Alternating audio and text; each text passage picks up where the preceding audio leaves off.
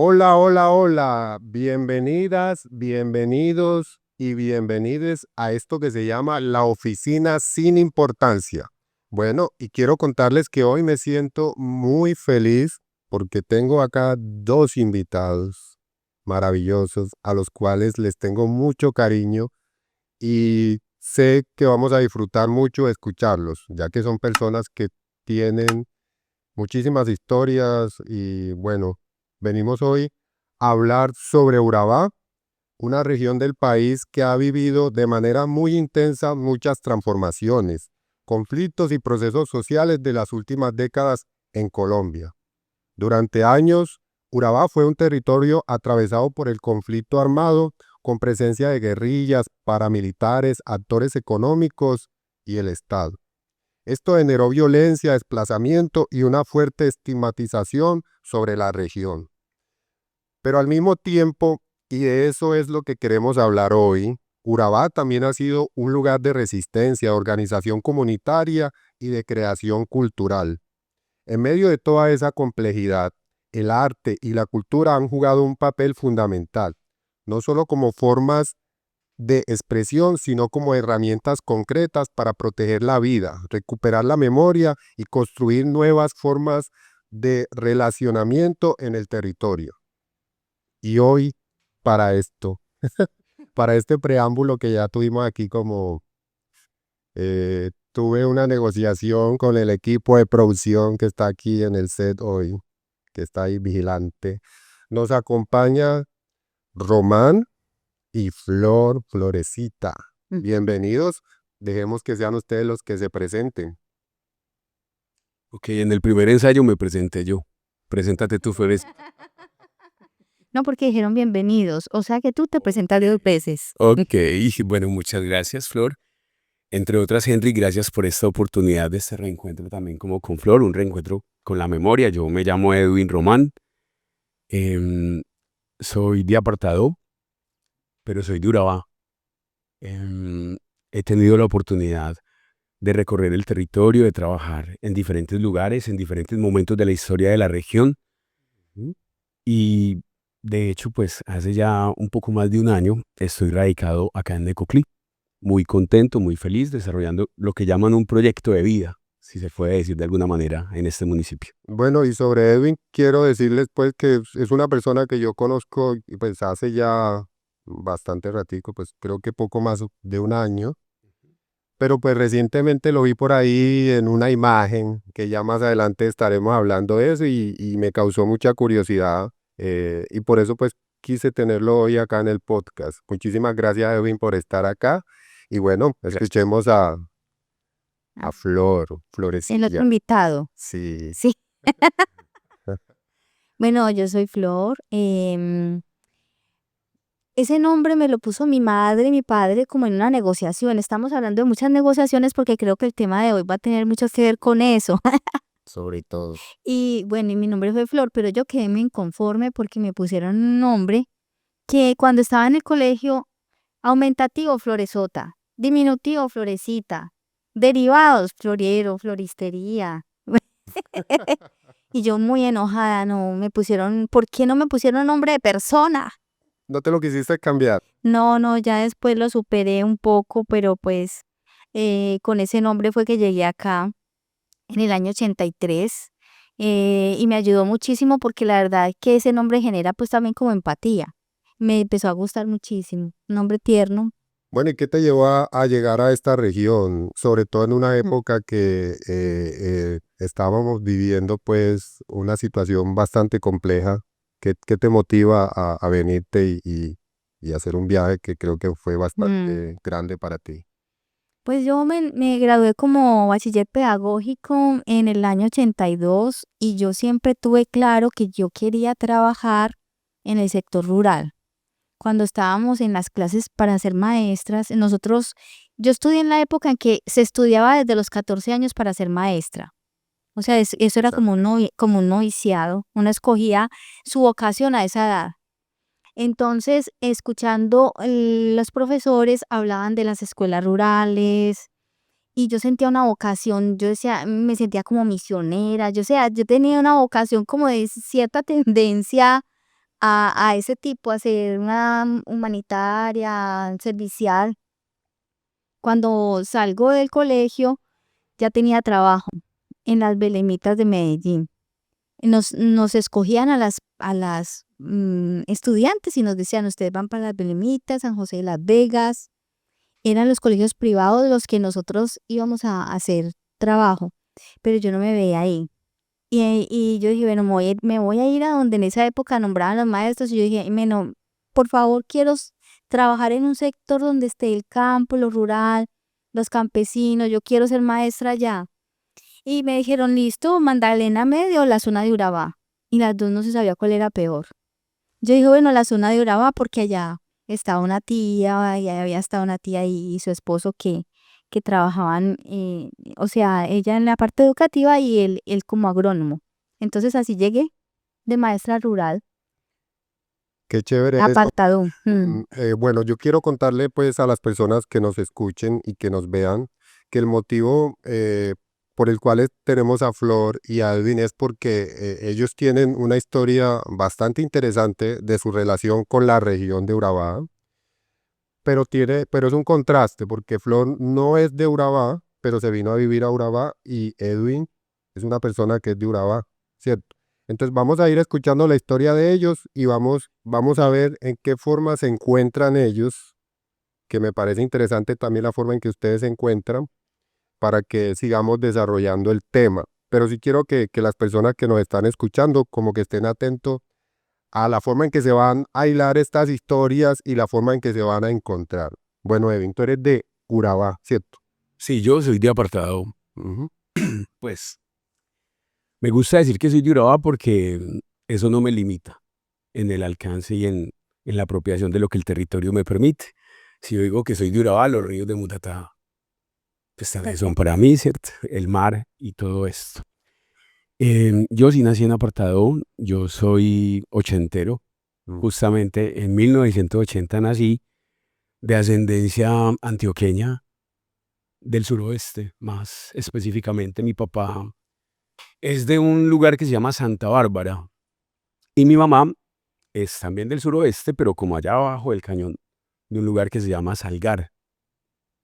Ellos llegan acá siendo niños. Mi viejo queda pues como a cargo de la manutención de su madre y de sus hermanitas desde bien chiqui. Casi que desde los 9 años, Henry es el encargado de proveer y viene de una tradición campesina, obrera por supuesto, y desde muy temprana edad se vincula al sector bananero como obrero bananero. Entonces ahí empieza ya como... Ahí empieza tu historia. Sí, y nací exactamente en un lugar que hoy por hoy es una finca bananera que se llama Yacaré y que pertenece a un corregimiento de apartado. Ahorita le voy a decir cómo se llama. Sí. Se me olvidó ese momentico. No nos adelantemos para que vayamos por partecita. Bueno, estamos en los años 80, en la región de Urabá. Flor llega y Edwin justo para ese tiempo, pues, estabas naciendo, pues, y estaba empezando su proceso de vida. Avancemos unos 5 años. ¿Cómo era el contexto y cómo es ese Urabá que tú te encuentras en ese momento cuando llegas a apartado? ¿Llegaste? Sí, apartado. Trabajé en la institución educativa Zungo Carretera. Era una institución educativa que hoy en día es Camacol, el parque de los... ¿Te los encuentras? no, el de Zungo. Zungo. Sí, Zungo. Zungo. Pero ese colegio se llamaba Zungo Carretera y recibía a todos los estudiantes del sector bananero, precisamente. Yo me encuentro con que las fincas tenían campamentos y las personas vivían en esos campamentos. Mis estudiantes llegaban de esos campamentos a las clases. Los traían en escaleras. Venían del 7, del 10, o sea, de diferentes partes. Entonces llegaban, me encantaba mucho porque llegaban con un pañuelo aquí en la camisa. Perdón, Se metían un pañuelito acá y se amarraban un pañuelito aquí. eso no pierdan la idea, pero como para contextualizar a la gente que nos escuche y que nos ve un poco detallar, por ejemplo, qué es el 7 y el 10. Bueno, el 7 y el 10 son Comunales. comunales, se le llamaban comunales y era un grupo de fincas que pertenecían como a un riel de carretera. Entonces se dividían como por esos sectores. Y en esos comunales habían campamentos y tenían números 7, 10. Bueno, entonces en esos momentos ya había empezado unos avistamientos de procesos sindicales que estaban logrando que se les pagara a los jóvenes por lo menos ese transporte para llevarlos a estudiar. O sea, ya había habido tal vez algunas reivindicaciones que yo no tengo muy claras cómo era antes de ahí todavía. ¿Qué me encuentro también en esa época? Que los agrónomos de Frutera de Sevilla, que eran los que yo conocía porque ahí trabajaban alguien de mi familia, vivían en campamento también, pero en unas condiciones de mucha opulencia. De hecho, el niño Dios les traía en helicóptero con un Papá Noel, les traía los regalos a los de esa. Y los de los campamentos vivían en condiciones absolutamente diferentes y eso era para mí muy difícil. O sea, esa primera realidad tuve momentos de mucha, ¿qué? Como angustia, pero también mucha esperanza porque pues como les contaba, ellos llegaban muy animados a estudiar y eso era lo que yo recibía en el Y colegio. se juntaban los niños de los campamentos, Nunca. ¿no? Todos siempre fueron de los campamentos, tenían porterías cerradas, los campamentos de los agrónomos o los campamentos de las empresas bananeras, sus puertas cerradas y también llegaban en sus carros aparte. Y los de los campamentos bananeros llegaban a colegios públicos en las escaleras o en los mismos camiones donde se empacaba el banano, llegaban los estudiantes. De pronto desembarcaban los bananos y ahí mismo se subían los estudiantes y llegaban al colegio. ¿Y qué pasaba con Edwin, pues, por allá en No, pues te estaban puedo los decir niños, que ¿cierto? a pocos metros de donde Flor estaba haciendo profe, ya recordé, el corregimiento se llama Churidó, Ah, muy cerquita, en ese lugar sucede la vida pues de la familia de mi mamá y de mi papá. Mm, Mi papá trabajando en alguna finca por allá conoce a mi madre, mi abuelo Justino, tuvo cualquier cantidad de hijos, mi madre se llama Nélida y Luis Enrique, que es mi papá, pues en palabras muy de la región, se saca a vivir a mi mamá, mis jóvenes, y se van a vivir se la sacó a a vivir. un lugar que yo la verdad creo que no le hace justicia a lo que en realidad era un campamento bananero de obreros bananeros, porque ahora que lo planteas de verdad hay diferencia y se llaman campamentos, campamento del agrónomo y el campamento del obrero, ¿verdad? Solo una curiosidad de lo que mencionas. Y estando allá, el nombre de ese lugar es, la finca se llama Cabo de Hornos, una más al fondo, Flores Negras, y el campamento de Flores Negras se llama Tinto Frío. Entonces imagínate cómo sería de divertido que le pusieron tinto frío. Eso sí, yo pasé muy bueno. Para ubicarte un poco, Henry, la mayoría de la finca donde mi papá trabajó toda su vida, hasta que se pensionó, es hoy donde queda la Universidad de Antioquia. De alguna manera la educación estaba cerquita, ¿cierto? Sí. Mi primera infancia transcurrió en ese lugar. Primera infancia como hasta los 7 años más o Bueno, y tú menos. estudiabas en lo que cuenta Flor, pues, de ir a los... Entré súper burro a la escuela. Yo entré a los 7 años, habiendo salido ya del campamento, fruto de todo eso que empieza a ocurrir en los 80, y es que a la par que ocurren esos movimientos de reivindicación, muchas expresiones sindicalistas, las huelgas bananeras eran el pan de cada día. em, Infiero, es una inferencia tal vez arbitraria, se hace una campaña para que se acaben los campamentos bananeros, que los obreros salgan de la finca propiamente, y sucedió un fenómeno que hasta hoy me parece que fue una cosa falseada. Aparentemente entraron a cometer un robo a todos los habitantes del campamento. Sí, eso, di tú, tiraban de chorizo, unas pequeñas habitaciones, ahí vivían las familias y compartían la cocina. Se metieron unos hombres, sospechosamente con armas demasiado grandes para hacer pues un robo, ¿no? Obviamente, la idea, un poco la deducción que yo hago es que era sembrar un poco el miedo para de alguna manera forzarnos a salir de allá. Entonces ya nos salimos de allá y ahí ya empieza otra historia. Si hasta ese momento, toda mi primera infancia, mi ludoteca era la platanera, era la empacadora, jugábamos con los sellos, a coleccionar los sellos de las comercializadoras del banano, a hacer pelotas con las banditas con las que se amarra el banano allí para empacarlo. En las garruchas tengo 3 marcas más o menos. Está la marca del apartado seño. Alguna garrucha nos ha caído. Y digamos que mi vida se resumía a eso. Por ejemplo, mis mejores amigos eran la nena, el nene y el nenito. No me preguntes cómo se llaman ellos en la vida real. Bueno, Nena, la nena y el nene. y para los que pues están ahí escuchándonos, una garrucha es como Ok. una polea que está colgada de un cable Cable, sí. que Ese utiliza es el para, transporte. que utiliza para mover el plátano, Y ¿cierto? para mover el Para- obrero. El banano, Y el obrero se desplaza también hasta los lotes que quedan muy lejos, dependiendo que aparte de eso es muy divertido, pues. demasiado. Hasta niños. Ese es el parche de los sábados y los domingos. Jugar en la empacadora y jugar en En la los cables. garrucha. Bueno, y tú eras, bueno, sí. Yo también tuve estudiantes que no que no se sabían el nombre. Yo tenía que en algún momento organizar un preescolar y tenía que ir al campamento y echaba ojo qué edad tendrían los niños porque los papás no sabían. Yo les calculaba más o menos 5 años, entonces, ¿cómo se llama? Choroco. Ok. ¿Y este cómo se llama? Terpelo. No, pero el nombre de él, ese.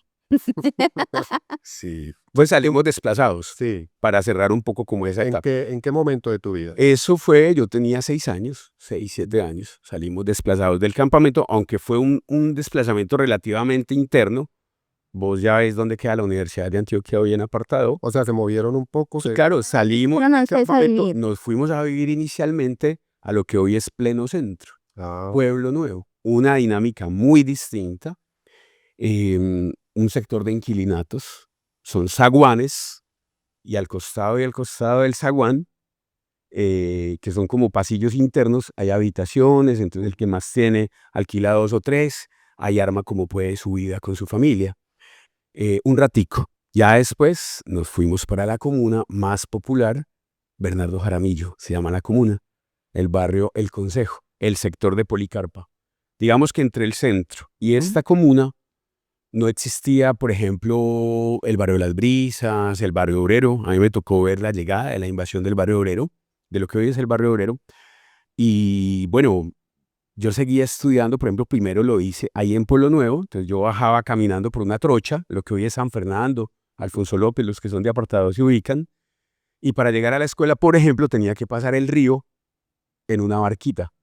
Se pagaba, no sé, 5 pesos. Y pasaba uno la barquita y llegaba al colegio. historia tan Primerito, sí. ya por allá hice una pequeña travesura y me cambiaron de colegio. Bueno, cómo era ese apartado de los 80? Describámoslo, pues, me gustaría escuchar como que hagan un retrato o una imagen del apartado que ustedes percibían en ese momento, tanto en la parte física, pero también como en las dinámicas de lo que pasaba en ese momento en apartado. Ese apartado olía a fango, mucho verde, muchos baldíos, unas discotecas muy buenas, el Berioska. Yo pasé mi... Mejor dicho, Zeus, ¿cuántos años tenía Flor? No, 18, Ay, imagínate. imagínate. Estaba en la flor. Bueno, era también como un sitio se veía de mucha presencia masculina. Cuando íbamos a una fiesta eran muchos hombres y las mujeres éramos muy poquiticas. Y también la vida se daba mucho en los campamentos y se hacían unas verbenas muy buenas con unos picos gigantes. Y las fiestas eran unas fiestas Buenísimas también porque todo el mundo en unos espacios amplísimos, con unos picos que traían, no sé, yo recuerdo el Gran Juancho, cosas así como de los Me picos, Gran Juan. el Gran Juancho. No, entonces tuvo que haber sido el segundo Gran Juancho porque yo no creo. Pues, porque esos picos duraron. Sí, Él empezó llamándose Juan. puede ser, El Gran me Juancho, acuerdo. pero pues yo lo conocí, lo recuerdo en los 90, Mm. 95, 96. Yo estaba pequeño, pero Sí, sí. Esa parte era muy, muy bonita porque además unía mucho la comunidad. Las personas hacían sus ventas organizadamente y se comía rico y uno compartía con sus estudiantes. Entonces a mí me invitaban los estudiantes de ese lugar. Recuerdo también un apartado que en los 80 estaba haciendo como que el alcalde o algo así siempre era del OP. Cuando yo recién llego, pues todavía apenas empiezan como a generar movimientos extraños. O no sé si se estaban dando antes, pero yo no los percibía. Realmente me parecía apartado muy divertido, me parecía todo muy bueno. Solo me angustiaba el desequilibrio entre esos niños de este sector y de este sector. Bueno, más o menos eso iré recordando, pues las plantaciones muy frondosas, la fumigación aérea, la aspersión aérea indiscriminada, a uno le caía encima, o sea, yo no sé, a todos nos caía el veneno encima y nos parecía muy chistoso, o sea, no, yo no le veía ningún problema que me cayera el veneno encima, Es, no sé si a ti. es, es verdad. Cuando menos pensábamos, la avioneta pasaba por encima de uno y uno quedaba untado pues le caía mucho rocío de eso, a veces le quedaba bastante. Eso era, y ese veneno pues se veía también por las zanjas. Era muy, muy indiscriminado el asunto del veneno. Eso es lo que recuerdo. También recuerdo un poquito que estaban llegando muchos maestros para el sector del bachillerato. Todavía había mucha primaria, muy poco bachillerato diseminado en el municipio. Estaba muy centralizado en la parte, sí, en la parte central de apartado, el bachillerato. En donde yo estaba, apenas estaba empezando a conformar el bachillerato. bueno, Yevin, pues Sí, muy rural. Es una dinámica absolutamente rural. Apartado siempre ha tenido, lo hablábamos ahorita, detrás de cámaras, con Florecita, es que Apartado siempre ha tenido como cosas que se adelantan a su época, ¿sí? Y de alguna manera, por ejemplo, Apartado siempre ha tenido, que yo recuerde, transporte, ¿sí? En un principio eran los chiveros o las escaleras, ¿sí? De todos modos, la época de la década de los 80, por lo menos hasta el 87, yo estaba en el campamento, ¿cierto? No, no Entonces, había casi transporte. ya les describí cómo era esa dinámica. Cuando yo salgo, y sobre todo cuando paso a vivir sí, el transporte empieza como a generarse como hacia los 90, realmente. Busetas, Sí. bueno, los chiveros luego mutan a ser busetas, pero de todos modos con un orden que en otros lugares de Urabá, por ejemplo, no se ven, ¿cierto? Y estamos hablando de un municipio que ha tenido cine, por ejemplo, desde hace mucho tiempo. Si fuéramos a hablar de ese capítulo, y que también es muy mágico. teatro, sí, Como expresión, como grupos de teatro no, o un teatro, como sala, así como salas de cine, decir. salas de cine, pero la Casa de la Cultura siempre, o sea, hace mucho tiempo ha tenido como una oferta de producción, incluso el teatro experimental de Apartado, Bueno, añitos. y en materia de orden público, ¿qué pasaba en ese momento en apartado o en lo que ustedes pues les tocó vivir? En los 80, en orden público, mucha presencia militar. Eh, al colegio donde yo trabajaba llegaban a revisar muchísimas veces los militares. En esa época, cuando recién empecé, pues no entendía por qué. Ya después empecé, muchos años después, a hilar por qué esa presencia militar en ese colegio. Pues estaban los hijos de los bananeros de los campamentos y se supone que en esos campamentos estaban viviendo, bueno, o tenían incursión las guerrillas. esa presencia militar era muy incisiva, muchos retenes. Nosotros cuando estábamos bailando en el Berioska, llegaban y de pronto, pum, prendían todas las luces y quedábamos todos como, "Oh", y las mujeres acá, y los hombres acá, y uno todo contento, y todo así, todo sudoroso de bailar, y todas nos parábamos a un lado a mirarnos. En la discoteca, En la Se discoteca, metían, claro. se metían a las discotecas todo el tiempo, pero el el ejército. Sí. ejército, Sí. el ejército. Y, y en los campamentos, pues había como muchos movimientos que yo no te voy a hablar de lo que yo haya visto porque yo no lo percibía. Yo me dedicaba a otras cosas, pero sí me daba cuenta que los estudiantes míos eran muy asediados por los militares. Sí, yo creo que los 80 y una mínima parte de los 90 había lo que normalmente hay en un territorio donde hay presencia de un solo actor armado y es una tensa calma. Digamos que hay un control ejercido por un actor irregular, ¿sí? Muchas veces con expresiones también políticas, afines, ¿sí? No necesariamente cómplices, pero afines al mismo pensamiento. Y ya luego es otra historia, los 90 con la llegada de otro actor, más como de otro extremo, si se Pues puede decir sí, de esa de manera. todas maneras en los 80, como ya finalizando los 80, 85, 89, Sí, sí había dificultades porque los mismos actores armados de diferentes bandos, en ese caso EPL, antes de desmovilizarse el EPL, En ese momento, pues, acá habían guerrillas. Sí. Estaba el EPL. y las fincas tenían presencias de guerrillas. Habían unas fincas o unas comunales donde había más presencia de FARC y en otra de EPL, por decir algo.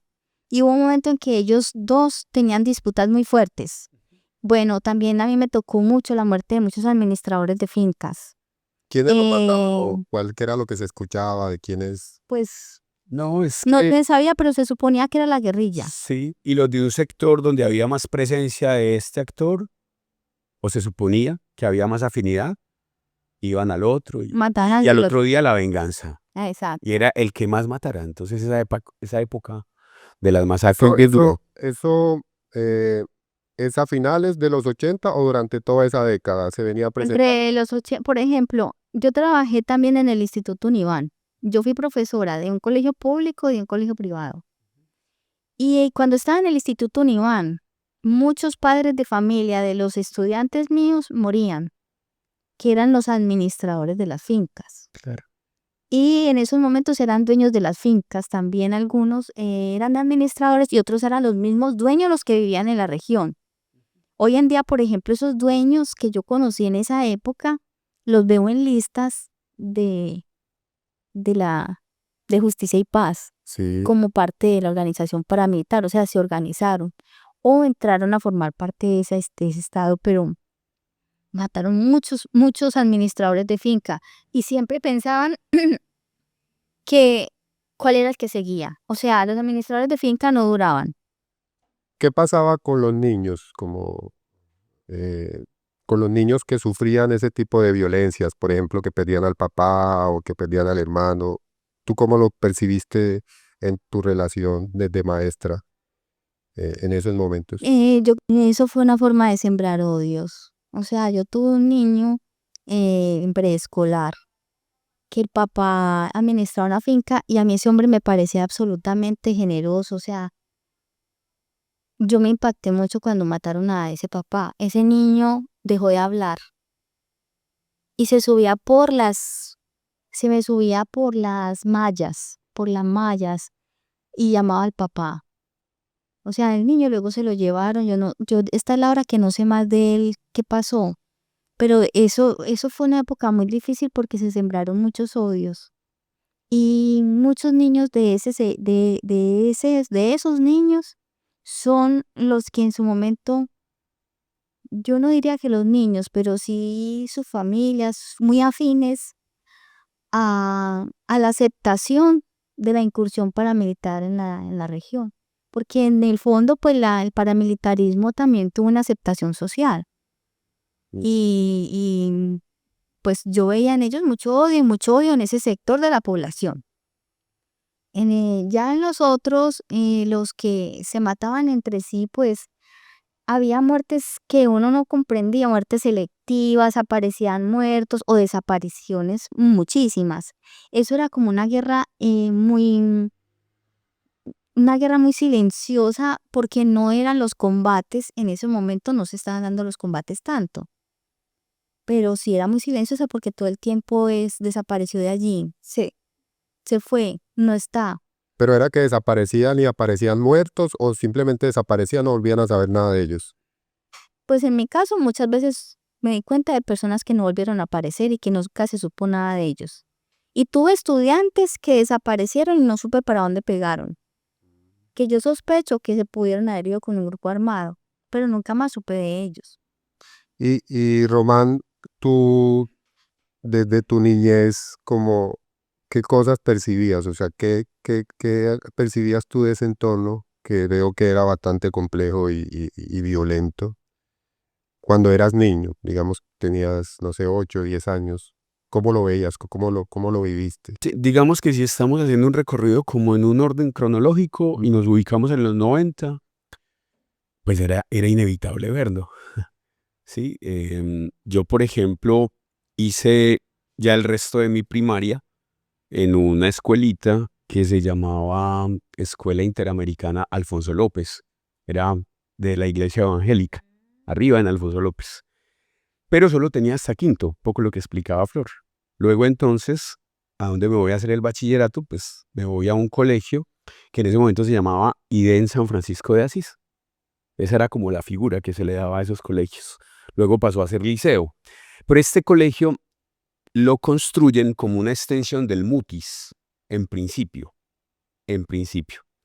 del José Celestino Mutis, que es otro colegio. Y él queda en medio de una arrocera. Entonces imagínate tú estudiar en un colegio en medio de una arrocera.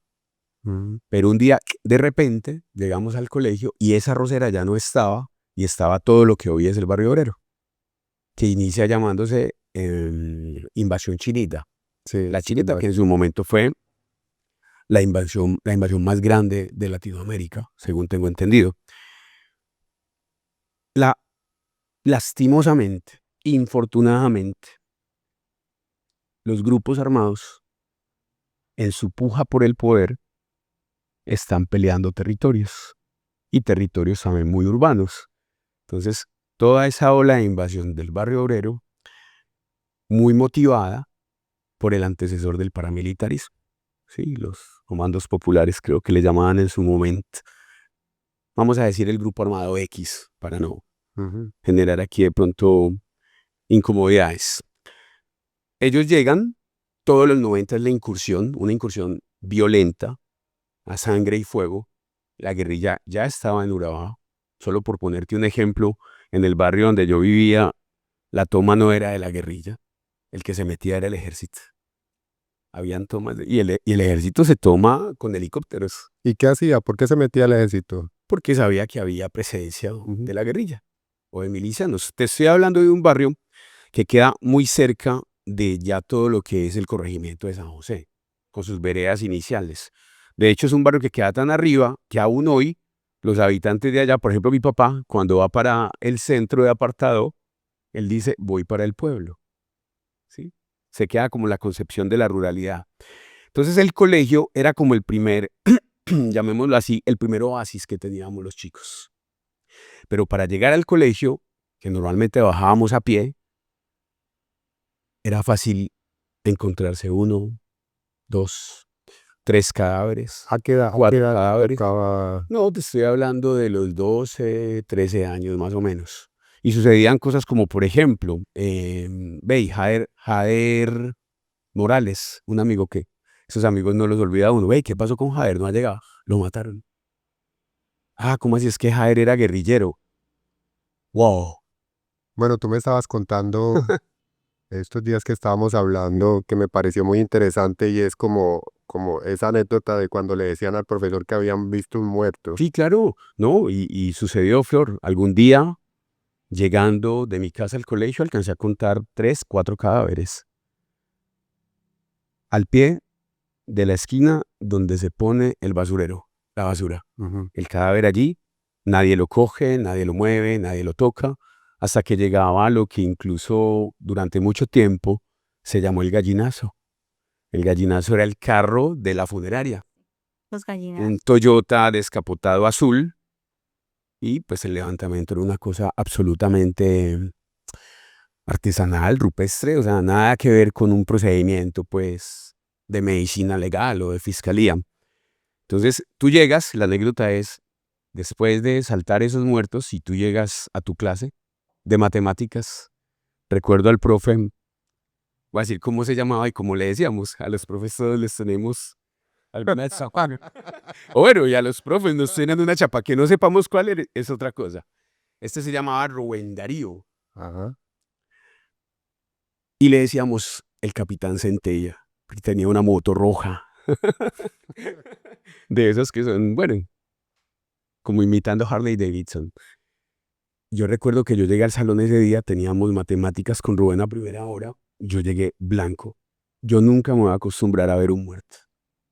Una persona recién asesinada, y los chicos que somos, o que fuimos chicos en los 90, no solo nos topábamos con muertos en el camino, nos tocó ver por lo menos 1 o 2 asesinatos. Mm. Y hacer como que no veíamos. Y como que la vida continuara. Me increpa el profe. Edwin, hey, estamos en clase, despierta. Profe, es que unos muertos ahí del camino. No, no, señor. Concentradito que estamos en matemáticas, me dijo. Qué fuerte. Claro, la muerte era parte del paisaje. Pareciera que nada horrorizaba. Nos habituamos como a eso. Ojo, de un lado. Ujú. No quiere decir que esa solo fuera la vida.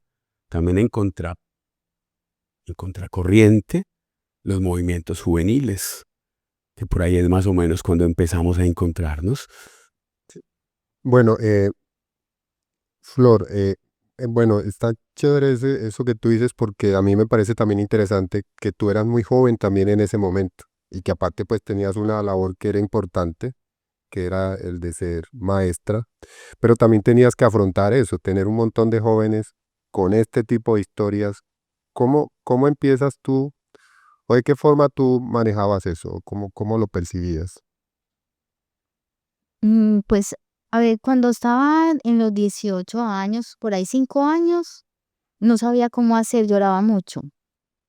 Yo decía, no voy a ser capaz, me voy a tener que devolver para mi casa y yo cómo me voy a sostener. Y bueno, pensaba miles de cosas y a mí que me gusta esto. Ya lo que me dediqué fue a montar grupos de danzas. No sé, como la danza siempre me ha gustado, yo primero, antes de tener teatro, yo realmente era de las danzas. Okay. Y con eso, como que tenía unos diálogos distintos con mis estudiantes y pasábamos bien chévere. Además que mis estudiantes tenían casi mi edad, porque yo daba clases en el bachillerato y ellos habían empezado tardecito. Como yo. Entonces, sí, mis estudiantes tenían, si yo tenía 18, ellos tenían 17, o sea, 18, 17, 18. Ahí entre. Entonces salíamos, nos la pasábamos saliendo. La primera salida que yo hice con el grupo de danzas fue como en el año 85 y nos fuimos a conocer a Candín. Y cuando eso había unos vínculos fuertes entre todo el territorio a nivel de lo cultural. Hacíamos jornadas de integración cultural entre el Urabá antioqueño y el Urabá chocuano. Y conocí esos mares y conocí eso de la mano de la danza, del teatro, y eso fue muy, muy especial y me ayudó espiritual, emocionalmente a permanecer, a estar ahí como maestra. Enseñaba a bailar salsa, a bailar lo que yo sabía.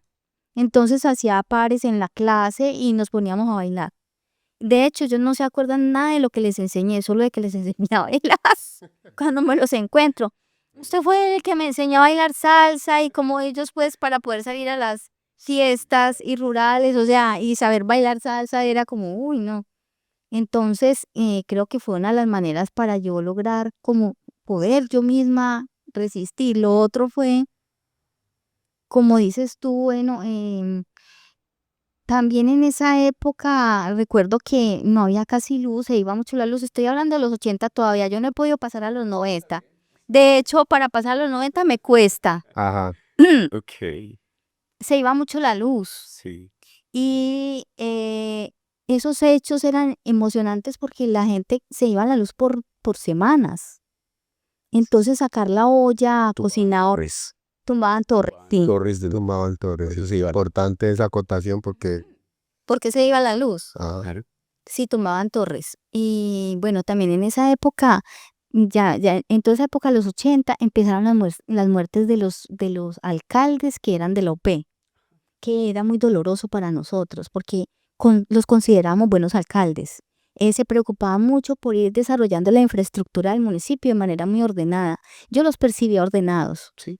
Y eran de un grupo que para mí en ese entonces pues era como un paisaje. Yo no sabía qué era la OP ni qué no era. O sea, yo vivía más, yo, o sea, no sabía sino cómo hacer otras cosas. Yo no tenía el contexto, sino que me parecía que era un grupo organizado y tenía muy buenos dirigentes, formados, profesionales, y planificaban el desarrollo de apartado. Ahí fue cuando empezaron a funcionar la terminal La de plaza de mercado plaza de que mercado. hasta hoy permanece. Exacto. Y no era el mismo lugar donde no era Tal cual improvisado. la construyeron en aquel Sí. entonces, permanece, no importa. Y eran unas planificaciones interesantes, pero también empezaron a matarlos. Y eso era una cosa de una inestabilidad impresionante. Entonces, lo que les quiero contar es porque a la par de que había cosas tan duras, esas cosas tan duras se asumían en comunidad de una manera muy fraterna. Sí, entonces ¿qué pasó? Tumbaron las torres. Y entonces no va a haber energía, no, eso se demora por ahí 10 días. Entonces empezaba la gente a cocinar en las ollas afuera y todos comían los de esa cuadra. No sé si de pronto tengas algún recuerdo. se generaba un movimiento ahí, Sí, pues, de hermandad, con velas. Cuando llegaba la luz, eso era como un grito Nada de 10 pelados. impresionante. Sí. muy gracioso. Increíble. Pues gracioso y aparte pues también pues difícil. Bueno, eh, para ir ya pasando a la década de los 90, que ya veo que hay un punto de encuentro entre las historias que ustedes que van contando como cada quien desde su perspectiva también y desde las circunstancias que estaba viviendo. Ya entra el arte ya. Pero veo que tú, o sea, que tú lo integras, pero no como algo que ya tú tenías interiorizado, sino como algo que se te ocurre. O ya tú sabías o tenías claro que querías hacer eso y que el arte jugaba un papel fundamental para generar esa catarsis en ese momento.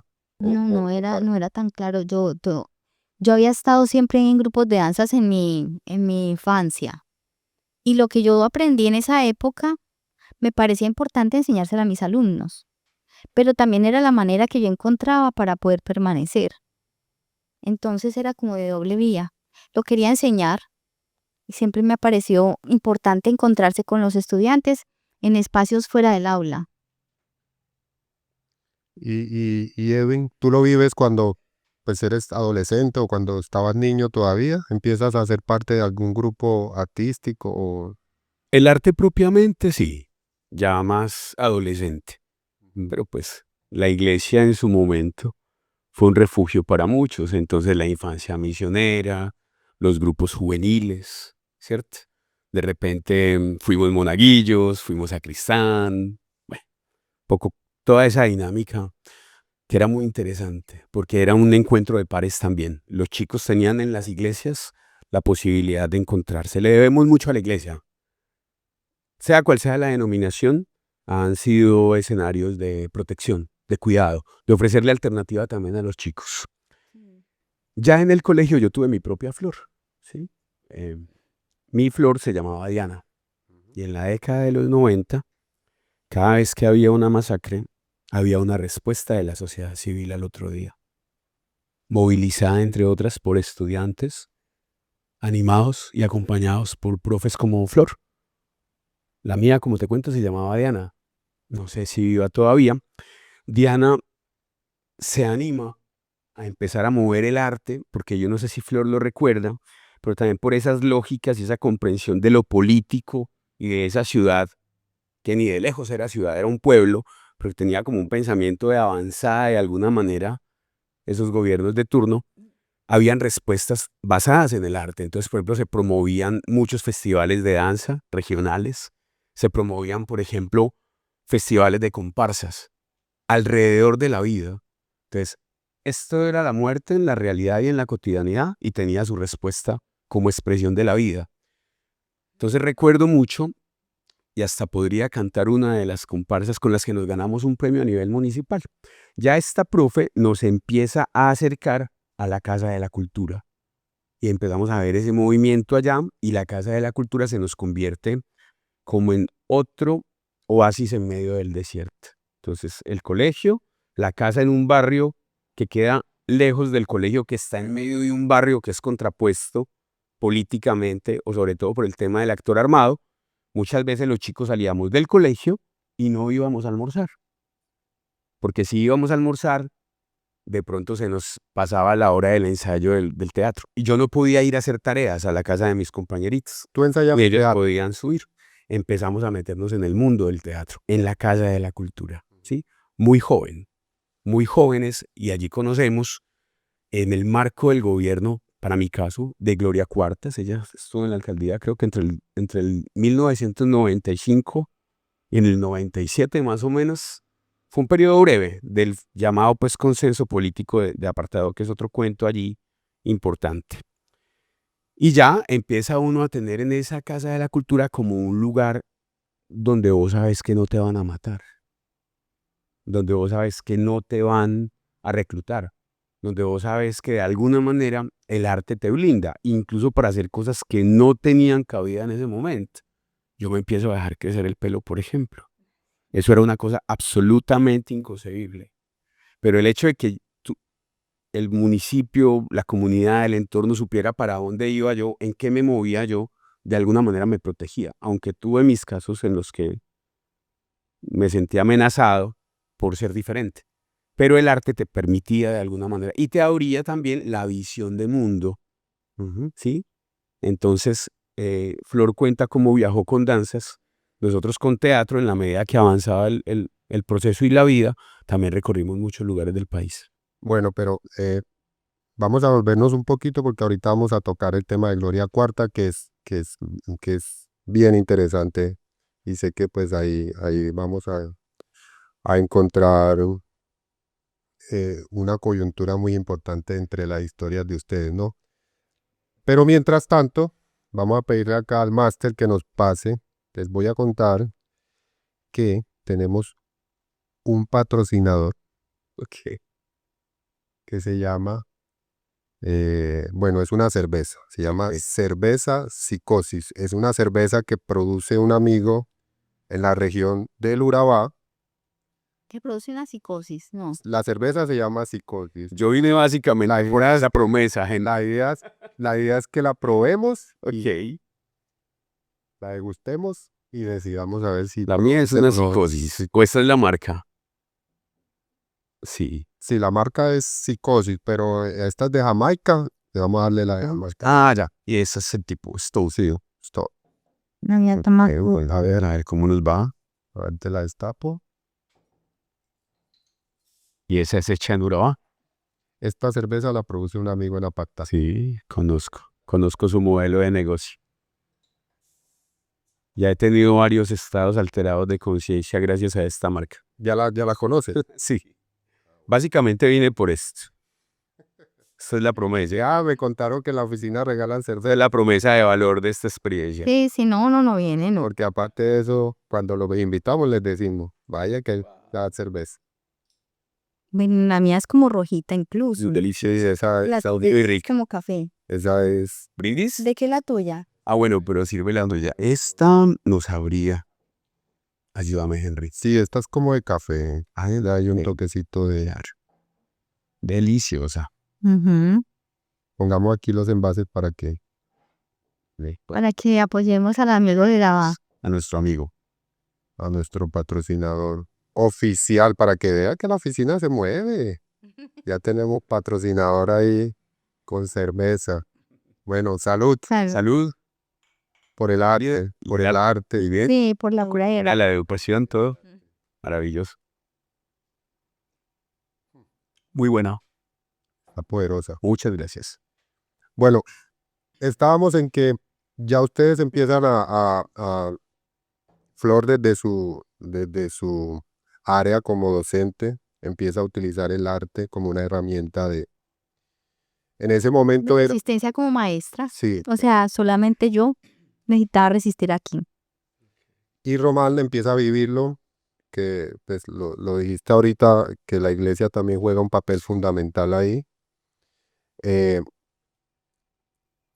¿En qué momento ustedes, porque una cosa es como ir y hacer algo sin tener claro uno por qué lo hace, sino que uno siente que eso como que le funciona y bueno, porque me gusta, lo disfruto, lo hago, pero ¿en qué momento ustedes empiezan a darse cuenta que esto está generando algo más allá de simplemente ir como a una obra de teatro o bailar o cantar? ¿En qué momento se dan cuenta que hay una herramienta aquí y que se convierte en un escudo para los jóvenes y para ti también como maestra? Eso fue porque pues ahorita viene pues la llegada de Gloria Cuarta, que, que, que marcó pues también, Que nos conocimos ahí, yo creo. Sí, Mm, ahí nos conocimos. de todo niño ahí, todo chiquitico. No vean el documental, por favor. bueno, porque aparte de eso, pues por ahí está Molón. Nos salimos los dos. Salimos, Sí. Florecita y yo. interesante. Bueno, yo ¿qué te puedo decir con respecto a esto? Yo descubrí literalmente que era un entorno protector. Eso lo han cogido de alguna manera en marketing político, en algunas propuestas de gobierno, pero era un entorno seguro, lugar seguro, el arte, la casa de la cultura, por una lamentable situación. Un compañero, Nilsson se llamaba, no recuerdo el apellido, pero sí se llamaba Nilsson.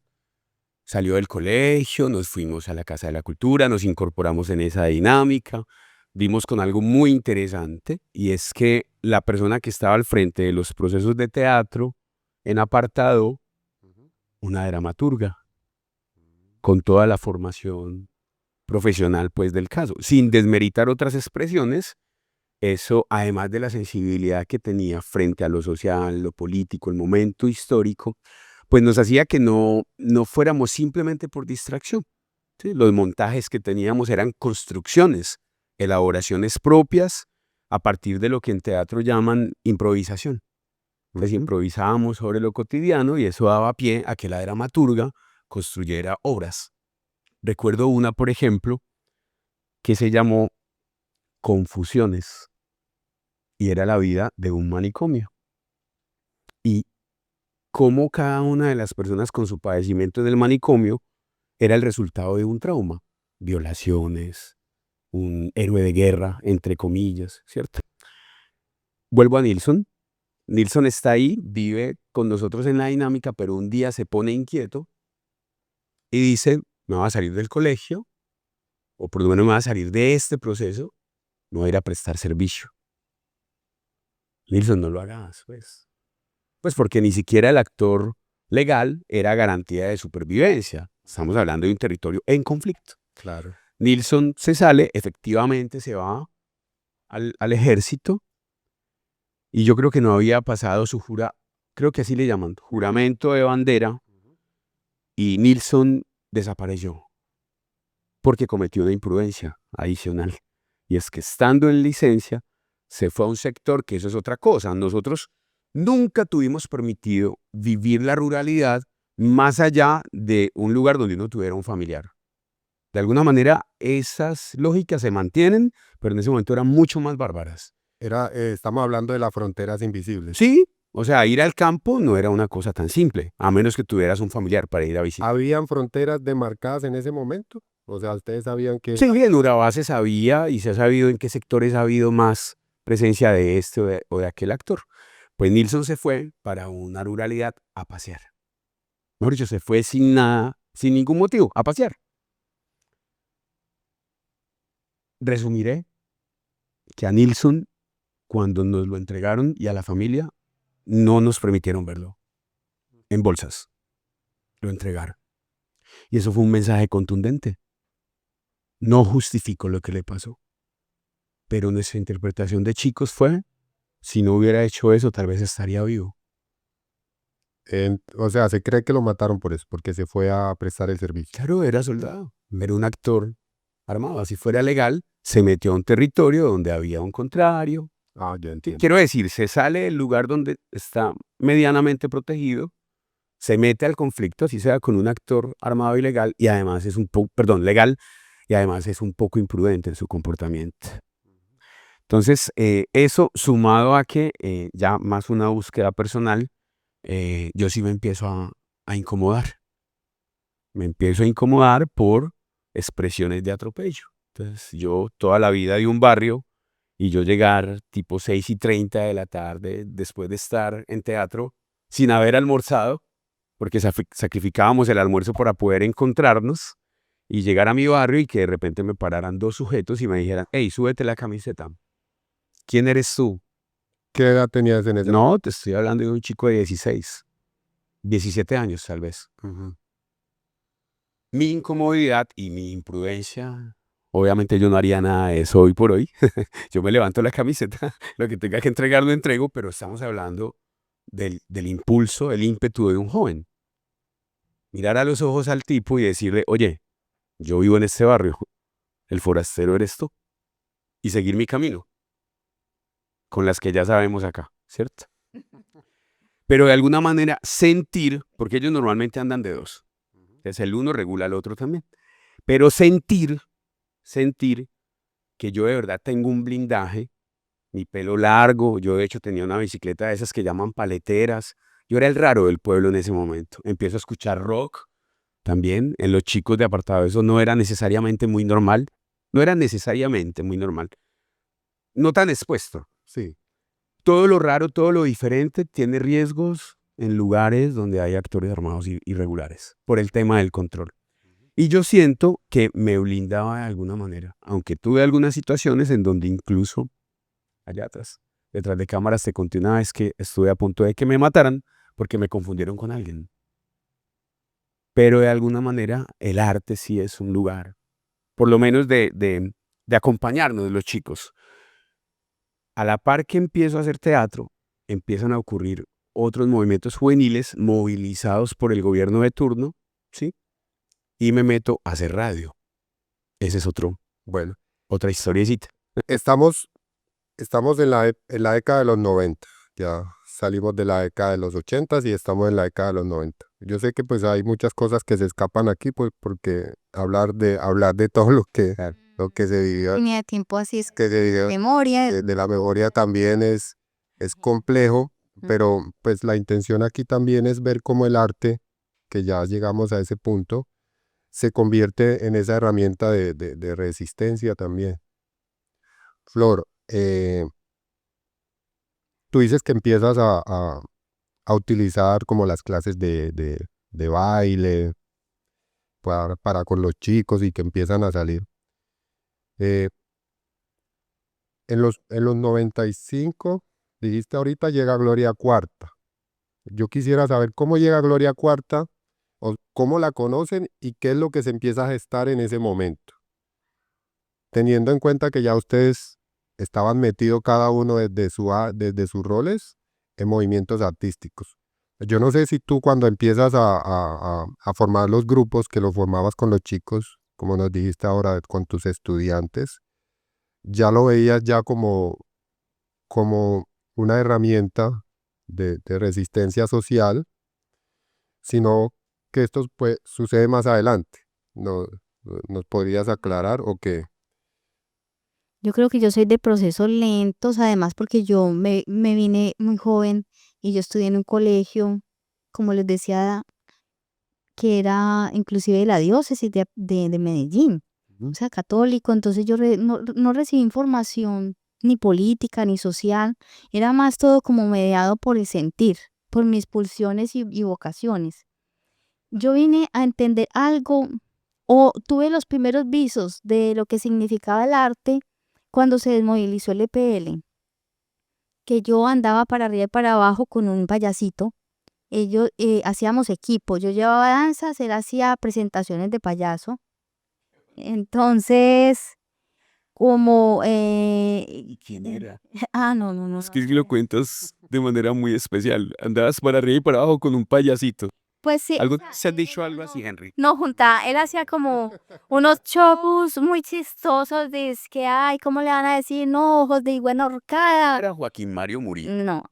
En esa época empezamos a andar muchos que nos llamaba la atención el arte y hacíamos muchas juntanzas y hacíamos veladas por las noches y veíamos poesía.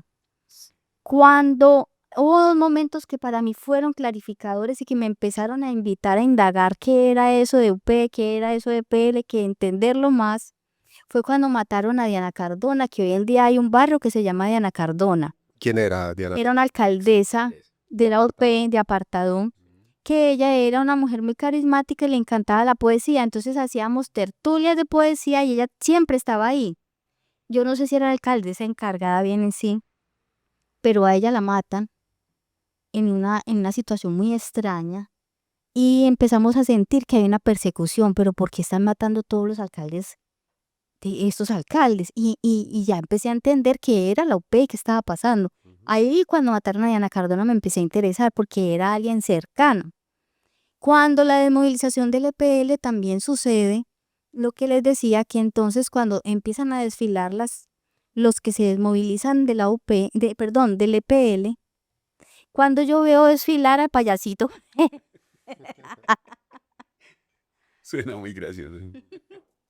pues yo le Suena muy tierno. yo le digo payasito, pero realmente él hacía como un clown, era como un humorista así. Pero nos entendíamos mucho para trabajar juntos porque nos íbamos a los pueblos y él hacía el show y luego venía el show de danzas y entonces la gente era matada con eso y a veces él me dijo una vez, Flor, vámonos para Pueblo Nuevo, Necoclí, que se están entregando allá los del EPL y nos dijeron que si llevábamos un show. Yo, claro, todo lo decía que sí. ¿Te viniste a Me Necoclí? vine para Necoclí en UAS, por supuesto, Claro. con el grupo de danzas, más él hizo su show, nosotros hicimos nuestro show, pero luego ellos desfilaron en Apartadó y en ese desfile estaba él. Entonces, claro, pues empecé yo a entender un montón de circunstancias. Les quedan como reacción, ¿cierto? Como respuesta a la situación. No, cuando Sí, hubo la negociación del EPL, entiendo. ellos hicieron un desfile como es por todo el pueblo, como quien dice parte de la entrega. Y entonces en ese momento, pues yo me doy cuenta que el arte nos une independientemente de lo que estemos pensando, viviendo, sintiendo, y que para mí él siempre estuvo en el corazón, inclusive todavía. Hoy en día, él ya estuvo en cárcel, luego se metió a paramilitar, luego se metió a eso, a aquello, bueno, él no, que no me oiga porque él va a decir que, Dios mío. Pero bueno, siempre estaremos cercanos en el corazón porque el arte nos unió. Claro. Y eso también hace que el arte nos proteja, porque mira que yo andaba, a mí me invitaban, yo fui con el grupo de danzas al ejército, salía de ahí y me venía para acá, donde habían otros actores, y yo ni me percataba en sí O sea, de ese riesgo. Y la gente, por ejemplo, si entraba y se acercaba a los militares, podía ser matado. O sea, eso que le pasó al jovencito, el solo hecho de meterse de militar, era motivo de ser blanco para que lo asesinaran. Y lo mismo me pudo haber pasado a mí, porque yo si me entro al ejército a danzar y salgo de allá y voy y danzo en otra parte, o sea, yo pude haber sido un blanco de eso, pero la danza, el arte era como algo que es un lenguaje que une antes que dividir. o sea, eran movimientos, como tú dices, inocentes, Pues desde mi lugar, que implicaban riesgo, ignorantes, pero inocentes e ignorantes. ignorantes, sí, Sí. que implicaban riesgo, pero que ustedes los desconocían en ese momento. O- Es que yo creo que lo que incomoda es la muerte de Henry. Venga de donde venga. Te voy a poner un ejemplo. En el 94 fue la masacre de Chinita. Tristemente emblemática para Apartado, incluso para Colombia. Fueron más de 30 personas las que fallecieron en ese momento. En el 95 otra masacre en el Bajo el Oso. pregúntame qué actor armado perpetró eso y supuestamente por qué o cuál era el actor. No, yo pienso en los muertos. El documental que nos tiene aquí conversando Claro, de entonces, Gloria Cuartas muestra esas escenas crudas, crudas, frente a las cuales, como te digo, es imposible no sentir algo. Y si tenemos un escenario literal desde el cual podemos hacerlo, por lo menos brindar una alternativa. Te contaba hace unos días también que lo vengo a entender, mi formación de base es psicología, lo vengo a entender ya viejito, pero yo tenía también otras expresiones de, ni siquiera solo, tal vez de resistencia, tal vez de denuncia.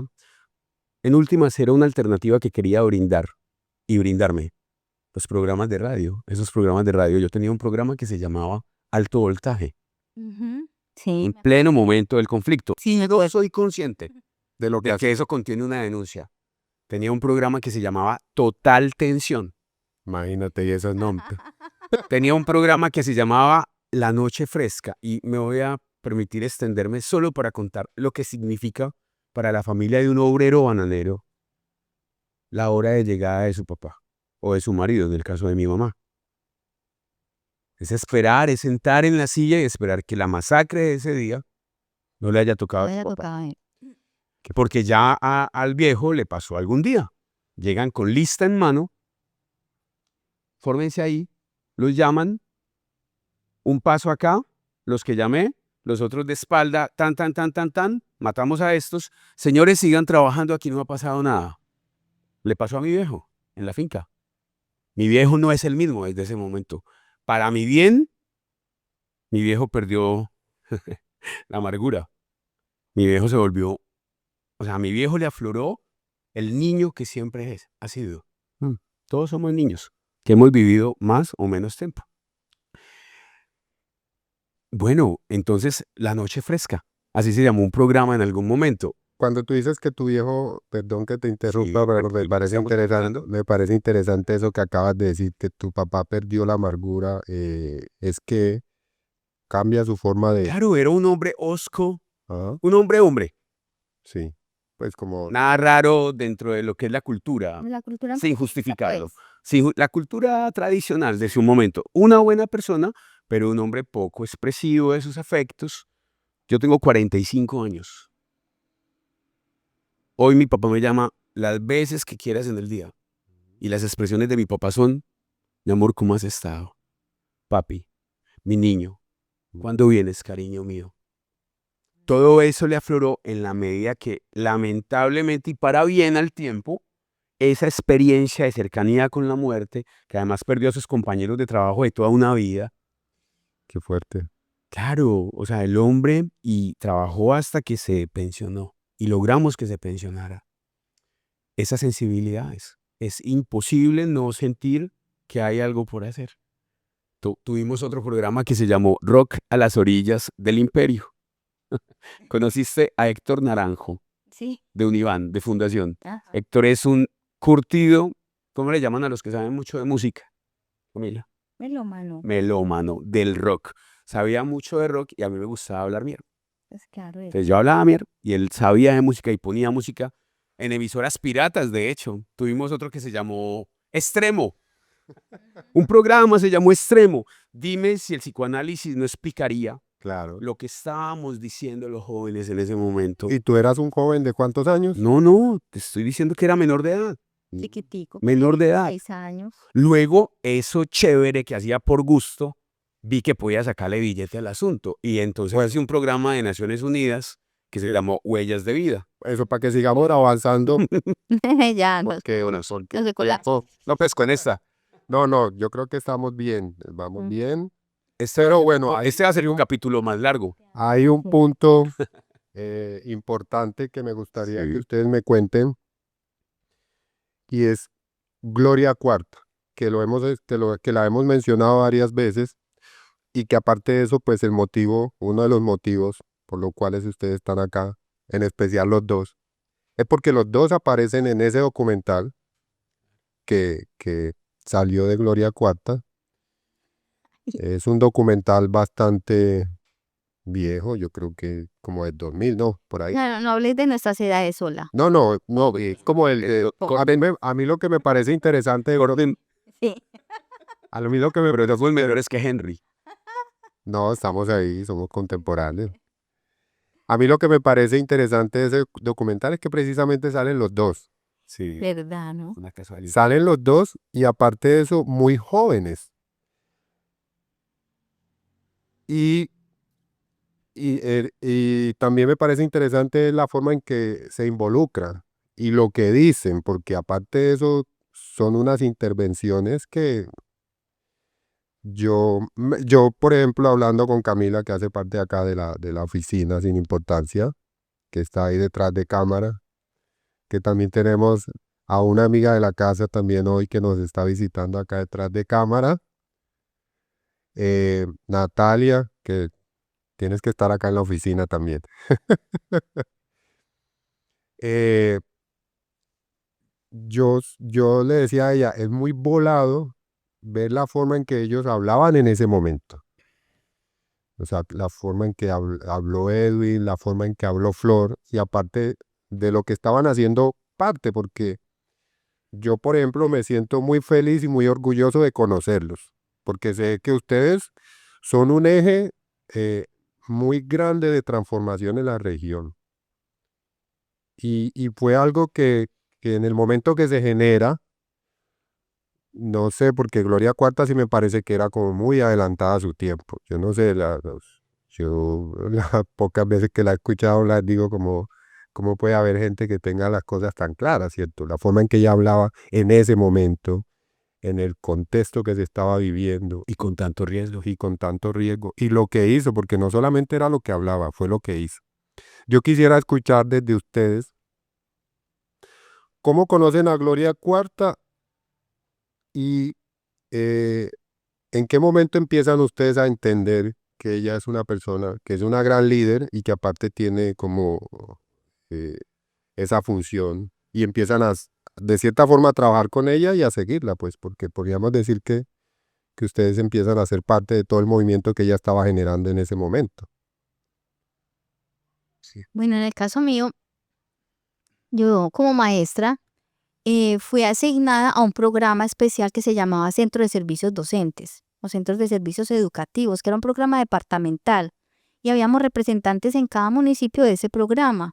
Yo fui seleccionada porque como trabajaba las artes y manejaba la parte y también licenciada en preescolar, teníamos ciertos conocimientos en manejo de herramientas didácticas o nos habíamos destacado como profesoras en ese campo, me asignaron a ese programa. El Centro de Servicios Docentes era un espacio donde los maestros llegaban a buscar maneras de mejorar sus didácticas en el aula y uno los acompañaba en eso, inclusive con cosas materiales, con madera. Nosotros manejábamos todos los elementos de la carpintería, la pintura, además la lectura, además las metodologías y nos capacitaba mucho para eso también. En ese entonces era un espacio abierto al resto de los docentes. ¿Qué pasa? Suceden todos estos desplazamientos, casi todas las veredas se quedan sin sus maestros porque fueron desplazadas y los maestros ya a punto de enloquecer con todo lo que les tocaba ver, no podíamos pues decirles váyanse para Medellín y preséntense en la Secretaría de Educación porque entonces sus familias, cómo comen, dónde están, sino que tenían que pasar sus días de labor en un lugar y entonces me llama la Gloria Cuartas, que en ese momento era la alcaldesa, por consenso. Yo la conocí, nombraron una alcaldesa por consenso, se pusieron de acuerdo los actores en conflicto, más los actores políticos y decidieron que iban a exponer una persona que no fuera de ningún bando, motivado por la diócesis de Apartadó. O sea, esto es un movimiento eclesial de la iglesia que logró generar ese diálogo, que fue muy importante. Es un hito. Es un hito, Es un sí. hito, es una cosa algo- inédita en la historia política del país. Pues es que yo no sé. Que se haga de esa forma, porque acá lo hicieron en Ecoclip, pero fue algo ya más, porque lo hizo un solo actor.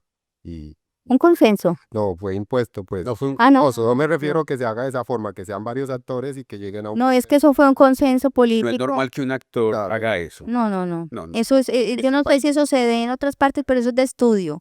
Ujú. Porque eso fue, y fue en la iglesia. la que hizo Qué bien. esa labor. Entonces, Gloria aparece en el escenario. Yo no sé, conocía a Gloria, no sabía de dónde venía.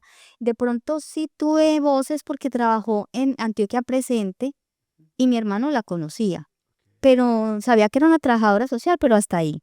¿Por qué la escogen a ella? Yo me quedé de piedra, yo no supe. Me llama ella y me dice, Flor, necesito que tú recibas a todos los maestros que están sin lugar de trabajo y te tienes que ingeniar la manera de que ellos pasen sus días haciendo la jornada laboral, capacitándose, pero también necesitamos que estén bien. Un lugar de Entonces, cuidado también. era como un lugar de cuidado. Yo digo, ¿qué voy a hacer por Dios? Y yo también bien mal, porque además, pues era un momento demasiado difícil, ¿Verdad? un momento demasiado crítico. Entonces yo preparaba cada día lo que iba a hacer con los maestros y pasábamos momentos donde llorábamos todos, donde nos abrazábamos, donde cada uno contaba lo que estaba pasando en su vereda, lo que le había pasado. Luego también hacíamos entonces taller de lectoescritura, cómo mejorar nuestra didáctica en la lectoescritura para cuando volvamos. Y por esas épocas es que empieza a ir Edwin allá junto con un primito, pero yo no me acuerdo bien por qué pues iba. A capitular. No, porque no habían computadores sino allá. Ay, no corta. Yo no me acordaba, pero Porque tú porque eras muy amable, como siempre. No, y un computador en esa época. Claro. teníamos una biblioteca y teníamos unos computadores, sí, era un lugar riguroso. Sí. Y además conversábamos. Entonces el primo de él se iban allá y hablaban, y yo me sentaba a hablar con ellos. Yo no me acuerdo bien por qué ellos iban. Vamos a saludar, ¿cierto? Hola, Raúl. Sí. Soy ocupando primo.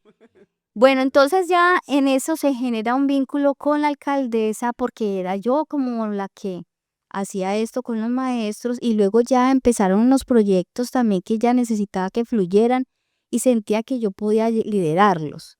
Y se generó una confianza como en el ejercicio de mi labor como maestra.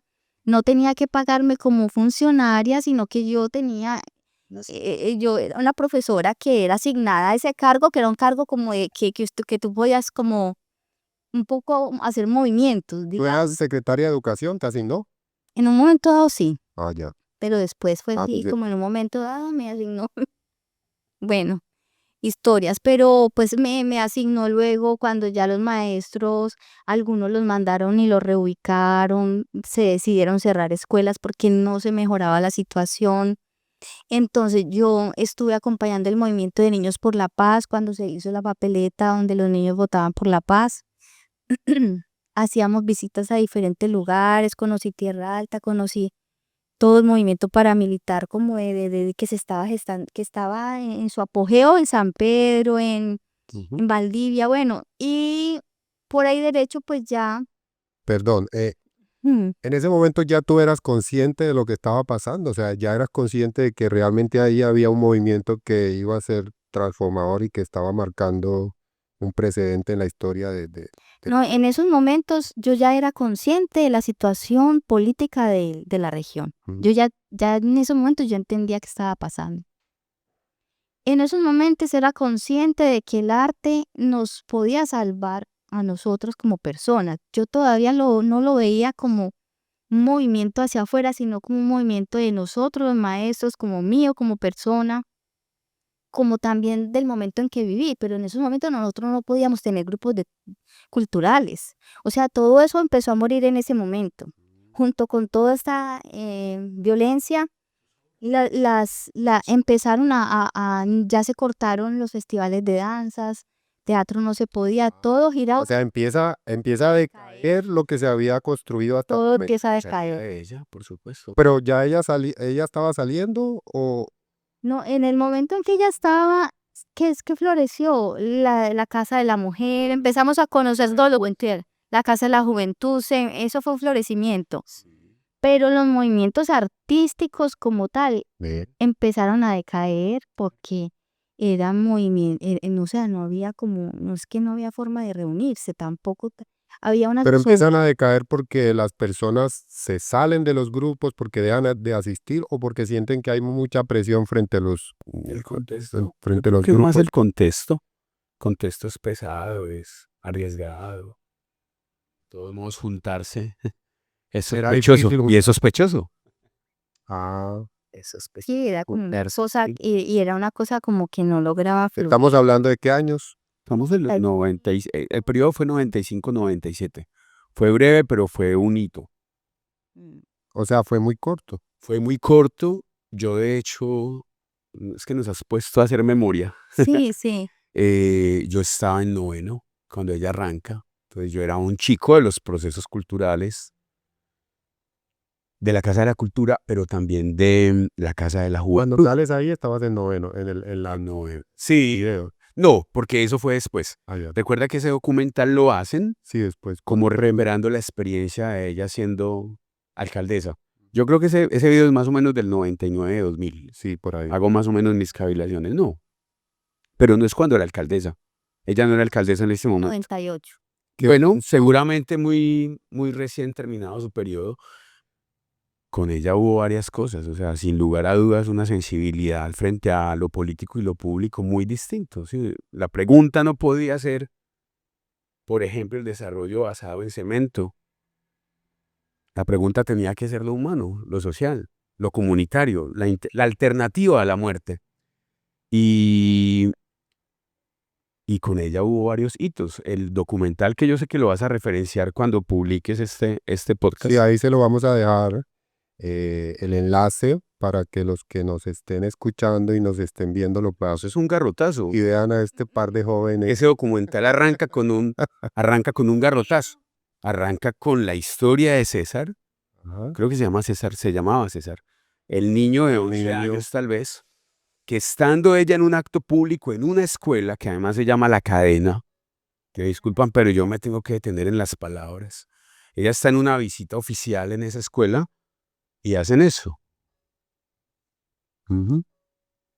Decapitan a un niño y le muestran la cabeza del niño y le dicen, eso es lo que vamos a hacer con usted. De hecho, hay una ruptura muy fuerte con la salida de Gloria. Gloria, tengo entendido, Flor, si mal no recuerdo, porque estamos hablando de hace mucho tiempo, que ella no alcanza a llegar a las 12 de la noche de su último día de gobierno. O sea, a ella le dicen, es tu último día y piérdete. Porque sobre ella cae una suerte de prejuicios, de señalamientos, de que era de esto, de aquel actor, y ella se va. Claro. Y luego una ruptura abrupta de toda esa dinámica, ese movimiento, sobre todo, hablo del lugar de los pelados, por ejemplo. Y ahí nace entonces una expresión que es donde empezamos a conversar Flor y yo ahorita también antes de entrar aquí a esta grabación, y es que liderado por personas adultas de su momento, cercanos de hecho a Carlos Rojas, de la misma generación de Carlos Rojas, de psicólogos sociales comunitarios, Marta Isabel Palacios, Raúl Pineda Javela, la profe dramaturga Patricia Gallego en su momento, amigos pues de toda esa época, salimos de la institucionalidad de la alcaldía y decimos, ¿cómo hacemos para que esto no pare? Y se crea una corporación que generó cosas bien interesantes también en su tiempo, que hacía investigación social y que los resultados de esa investigación, entre otras, se devolvían a través de títeres. Por ejemplo, se investigó sobre el desplazamiento forzado, imaginarios colectivos, y se crea una obra que se llama en su momento Cheubó, en la tierra del desencanto. ¿Sí? Esa corporación, por ejemplo, hizo un ejercicio que para mí es inédito en Apartado, y es que hace un proyecto de investigación financiado por el desaparecido Fondo Mixto para la Cultura y las Artes del Departamento de Antioquia, que se llamó Recuperación de la Memoria Cultural e Histórica del Barrio Pueblo Quemado. ¿Sí? Que es otro capítulo de la historia de Apartado. ¿Sí? Entonces empieza incluso a cuestionar a Julio Martín Jaramillo, un gran amigo de Apartado, que es el que crea la monografía de Apartado, que en su primera edición habla de la historia de Apartado, pero desde la ola migratoria de los antioqueños. Con ese proyecto de investigación recuperamos toda la historia desde 1900, con la llegada de los negros, de los afro, ¿sí? Desde Turbo, desde Cartagena, desde el Chocó, a través del río que se establece en donde hoy queda Pueblo Quemado, ¿sí? Que es el origen de Apartado. ¿Sí? De hecho, hay un documento que se llama Arqueología de un sueño, historia del primer apartado, que te lo podríamos compartir también, te lo puedo compartir, y ahí empiezan como a, bueno, ¿qué pasa con todo eso que generó Gloria? ¿Cómo florece la semilla que Gloria deja? Claro. Te digo, muchos chicos, por ejemplo, en esa época no había pandillismo, o eran unas expresiones muy, muy flacas comparadas con lo que hoy ocurre, que de todos modos eso tiene unas explicaciones sociológicas también. Su- Me parece como, uno creería que es lo contrario, pero Gloria fue como un catalizador, ¿no? Sí, Porque mira que, o sea, como ella juntó, logró, porque aparte pues de lograr que fuera elegida como alcaldesa de ese momento, que no fue fácil, logra también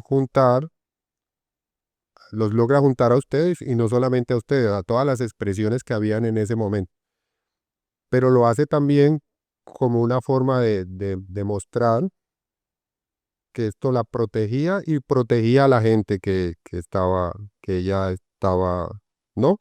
Y a la misma población en general. Sí, es mostrar que generar pensamiento, que formar, es lo que nos puede proteger precisamente de la violencia. Porque en procesos como la Casa de la Mujer, la Casa de la Juventud, el florecimiento de todas estas expresiones generó las lideresas que tenemos hoy. Yo no me atrevería a decir que solamente eso, pero eso fue un gran pilar para que Apartado hoy en día tenga unas lideresas del talante que ha tenido y también haya tenido una recuperación de la memoria más adelantada al resto de la región. Em, También eso posibilitó esta forma de gobierno de ella, pues también mm, que la pregunta se hiciera general, que el ciudadano y las ciudadanas fueran seres pensantes y pudieran saber qué estaba pasando, porque ella pues era criticada porque muchas veces decía lo que estaba pasando y los demás decían, pero ¿cómo vas a decir eso? Además en la televisión, pero eso generalizó una situación. Y ella lo hizo. La saca de la naturalización que era de donde veníamos, donde era natural ver un muerto, otro muerto, para ella no es natural, lo muestra y hace que realmente deje de verse natural porque genera una devolución también de la comunidad internacional. La comunidad internacional empieza a decir, eso no es natural, que pase, eso no es lo que debe ser. Pero corríamos el riesgo de creer que que eso era natural que pasara. Pues porque a todos nos tocó ver matar en la esquina. No, no, hoy cuántos muertos hay. O sea, y cuántas torres van a tumbar. O sea, es un exceso de naturalización de la violencia y de la guerra que nos iba a acabar como sociedad. Yo creo que Apartado hoy es diferente y gran parte de esa diferencia la instauró esa forma de ella comportarse frente a eso. Bueno, lo que están escuchando por ahí de fondo es como la ambientación. Ah, yo pensé que era que ya se acabó. Bueno, no, para que vayamos cerrando, porque ya se nos agota el tiempo, esa Luego conversación era teatro, los sábados a las 7 tenemos teatro de... ven interesantes, ya vamos a hablar de eso para que hagamos la invitación. De todo lo que hiciste, Flor, porque entiendo que en un momento también te tocó salir, o saliste también por presiones. ¿Qué es lo que sientes que permanece hoy? ¿Y hay alguna historia, un grupo que quieras hablar como para, como para dejarlo en el... Pues permanece el resurgimiento de la semilla que siempre generó el arte y la cultura en la región. La región tuvo red regional de danzas. Ujú. Hoy en día están floreciendo nuevamente las redes. Había red de escritores. Hubo grupos de resistencia como Urabá Escribe que permanecieron inclusive en todas las épocas y que todavía hoy permanecen y son quienes visionan y se abanderan también de esa memoria. Eh, yo creo que el hecho de que haya ya una universidad en la región, también ese movimiento que genera, necesitamos la universidad en la región, es algo que también no se da de manera gratuita. hay unas presiones también. Y yo creo que también ha habido una conciencia del empresariado. O sea, el empresariado ha tenido un papel importante en el desarrollo de la región y también tuvo un papel importante en la guerra. Creo que también este momento se está haciendo todos estamos en un momento de reflexión. Esto fue lo que hicimos, pero todos estábamos aporreados, todos nos estábamos odiando, pero ¿qué vamos a hacer ahora? Y esta región es de pujanza. Y Apartado es un eje, yo creo que uno de los ejes más importantes que hay en la región a nivel artístico, ¿no? Y algo que se ha ido como replicando, porque uno va a Apartado y No, y recoge hay- artistas de toda la región. y hay de En muchos momentos el movimiento cultural, la escena cultural de Apartado ha sido dinamizada por gente de Necoclí, por ejemplo. Bueno, y Fernando Ñugo es de acá. Sí. No, Fernando Ñugo es de Turbo, Ah, ok. pero él es como de Urabá, así como tú también, como yo, ¿ok? Ajá. Que somos de todas partes. Sí. Háblanos del Totumo, Ay, de Totumo, encantado. que ahora vamos para allá, te vamos a acompañar a ver Sí, qué- sí, qué bueno. Todos los sábados tenemos teatro. Ajá. Para todos los de este podcast, están muy invitados al Totumo. El Totumo es como esa sumatoria de la experiencia. Yo ya llego al Totumo, yo ya no llego como llegué a los 18 años a Zungo. Donde yo hubiese llegado a Zungo Carretera, como lo que soy hoy, seguramente yo habría podido hacer una cantidad de No cosas. sería Gloria Cuarta, sino Flor Cortés. Ah, no creo. Pero sí lo hubiera hecho de manera más consciente. O sea, hubo muchas cosas que reviso, que hice y que las hice muy bien porque las hacía de corazón, las pude haber hecho mejor. Pero ya esa experiencia ya se devuelve a Alto Tumo, que llego nuevamente como profesora, retorno a la región porque no podía vivir sin la región. Yo estoy casada con Urabá, o sea, esta región, o sea, no, yo oía hablar la palabra Urabá en Medellín cuando estaba viviendo allá y lloraba, o sea, no podía. Era ¿Cuánto tiempo te demoraste? 7 años, 7 años. 7 años. Ok. Pero me demoré 3 años pidiendo traslado. Sí.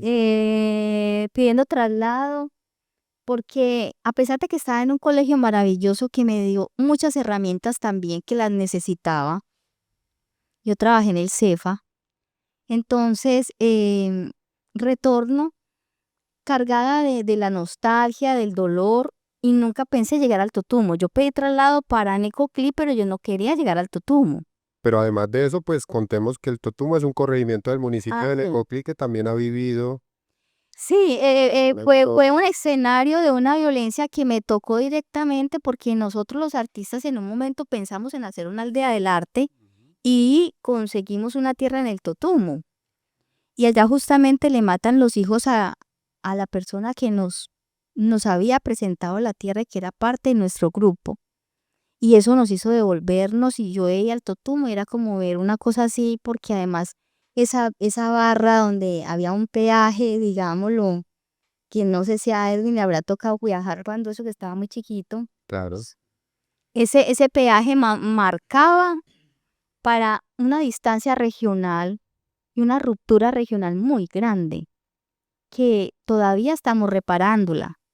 O sea, el eje bananero se separó del norte de Urabá de una manera abrupta y cruel, porque acá era el escenario, un escenario, allá era el escenario o sea, mejor dicho, eso será tema de otro Bueno, pero día. el Totumo, porque es una corporación, además de eso tenemos que contarlo.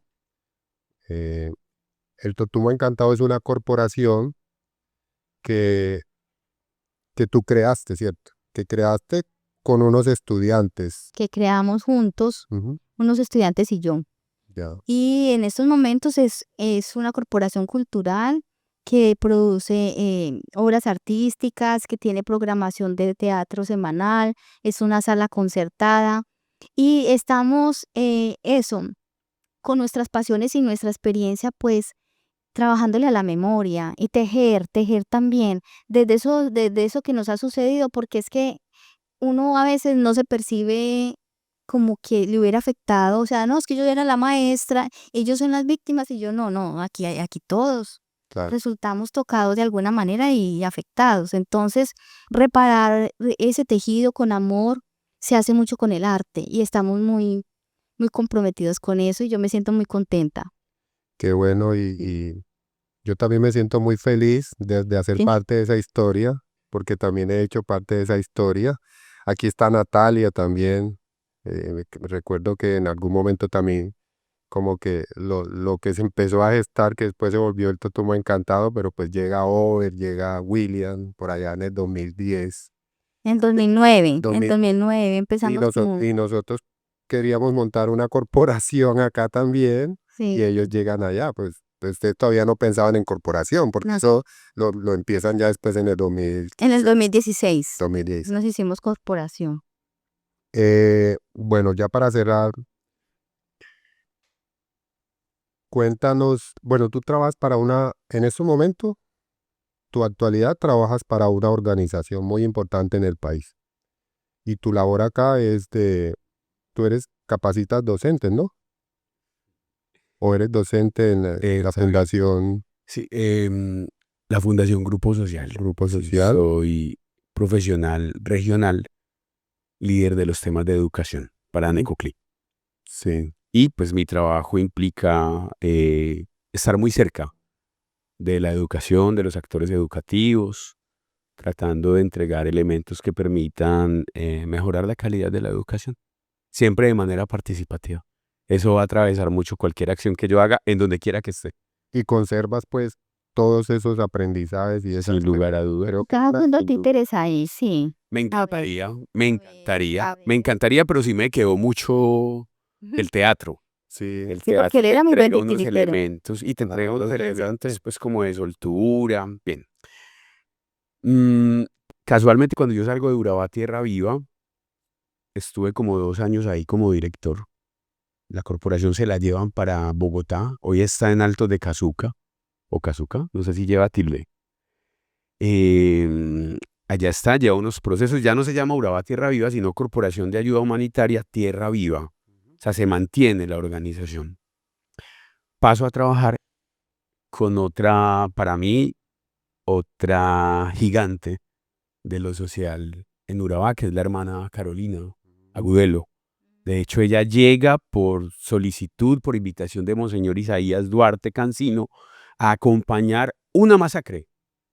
Y hay un video muy doloroso de ella con Gloria Cuartas, yendo a la masacre del Bajo del Oso. Y su obra se quedó, y ella se quedó, y hay una obra que es la Fundación Diocesana Compartir. Debo dar gracias porque es el primer lugar donde yo tengo un trabajo cercano a esto después de Tierra Viva, después de mi experiencia en la Casa de la Cultura, más como joven, y allí trabajamos con viudas y huérfanos víctimas de la violencia. Allí estuve casi 8 años. Claro, la vida te pone en un lugar donde todo lo que sensiblemente te ha movido como persona, pues también te alimenta el deseo de hacerte profesional y aportar de alguna manera algo a esa realidad tan dura. Ahí estoy 8 años, luego paso a Naciones Unidas un ratico, trabajo con ACNUR a través de una agencia que ellos tienen que se llama Opción Legal, fortalecimiento de organizaciones de población en situación de desplazamiento forzado. En ese interlapso, no sé, me graduó como psicólogo, ya me graduó como psicólogo y me voy, el día de mis grados, me ofrecen trabajo de profesor. Entonces yo me gradué un Interesante. diciembre, y en enero yo incluso soy profe de ex compañeros. Obviamente todo mi ejercicio, también como profe, atravesado por todas estas experiencias, me lleva a estar más encargado de áreas cercanas a psicología social, psicología política, psicología comunitaria, y íbamos definiendo como una línea también de trabajo. Pareciera como que el cabalístico fuera el 8. Me quedo como 8 años trabajando como docente universitario y luego la vida me pone a trabajar. Me fui a Pereira un ratico y me pasa lo de Flor. Flor lloraba sin ser de Urabá. Yo me voy para Pereira, trabajo allá como docente universitario, me voy a coordinar un colegio luego al Cauca, a Popayán, y a mí la tierra me llama. Además, mis hijos están acá, me devuelvo, vuelvo a ser profesor y la vida me da una oportunidad de oro, Flor. Yo fui el metodólogo del Programa de Desarrollo con Enfoque Territorial para Urabá, el PEDET. ¿Sí? Eso le llamaban facilitador regional experto. Junto a un equipo de 50 personas, ya no estoy en el contexto del conflicto cruento, difícil que fueron los 90, sino que me invitan a construir Claro. en un ambiente de expectativa, de esperanza, de reconciliación, a partir de la firma del acuerdo de paz. Entonces empiezo a orientar, a acompañar un diálogo, lo digo con mucho orgullo, obviamente con un equipo de trabajo, pero un diálogo de más de 10.000 campesinos en Urabá. Y tengo el privilegio de conocer lo más recóndito de la ruralidad de Urabá. Y me enamoro cada vez más de Urabá. Hay otra experiencia luego de trabajo allí, interesante, en la que me quedo tal vez casi 3 años. Interesante por la apuesta en su momento, respetando mucho las orientaciones. Salgo del lugar, fui el coordinador social de Puerto Antioquia. Me llama mucho la atención porque es diálogo social de base. Vengo del PEDET, entonces toda la gente de Nueva Colonia, de Río Grande me conoce, y allí hay también una oportunidad de desplegar lo que yo entiendo por organización comunitaria y acción política pues organizada. Hay cambios de expectativas, salgo y la vida me trae a este maravilloso lugar. Y otra vez a la educación. Y claro, Flor, claro que el arte, claro que la cultura nos interpela todo el tiempo, porque no podemos pensar en la educación es como un sin la reencuentro, cultura. ¿no? No, para nada. Esto es una No, cosa pues, maravillosa. Nosotros sí, claro. no, es un Esto es un reencuentro. reencuentro. Sí, nos tocó hacer memoria juntos. Claro. Oíme, ¿cómo fue que nos encontramos más allá del documental, Florecita? Bueno, ya para cerrar, porque aquí podríamos seguir. Este va a ser, Yo creo que tienes trabajo no de lo va a hacer. escuchar nadie. Lo van a tener que acelerar. Ya ¿Ves? para hacer. Ya. Estamos viviendo un momento que inclusive estaba teniendo una conversación con Camila en estos días de eso, y es que se está vendiendo mucha desesperanza a través de los medios de comunicación. Y vivimos en un país porque todo lo que te hablan es violencia, o sea, como tú entras y es una situación de mucha violencia, los jóvenes también se van volviendo apáticos al tema de la política, al punto, por ejemplo, que hace poco tuvimos una pérdida aquí en el municipio de un joven, de una persona acá del municipio, eh, en el cual pues nosotros nos identificábamos. Había un grupo que nos identificábamos con él, es una persona con muchas ganas también de trabajar, y uno dice, pucha, se pierde la esperanza, porque o sea, uno, a veces te cansas, ¿cierto? Te cansas de ver que hay cosas que no cambian, que se recicla lo mismo, y estoy hablando en temas políticos. Y eso va generando cierta desesperanza, aparte del tema de la violencia, de que, bueno, este gobierno también ha dejado mucho que desear, y uno, bueno, como que vuelve y toma el impulso, pero otra vez sigue lo mismo. Ustedes que han vivido esto, y a lo que voy con el tema de la desesperanza, es que escuchar estas historias a mí me generan esperanza y me motivan. Me motivan. Ustedes que han vivido esto, ¿qué le dirían a los jóvenes y a esas nuevas generaciones que pronto están viviendo en este momento?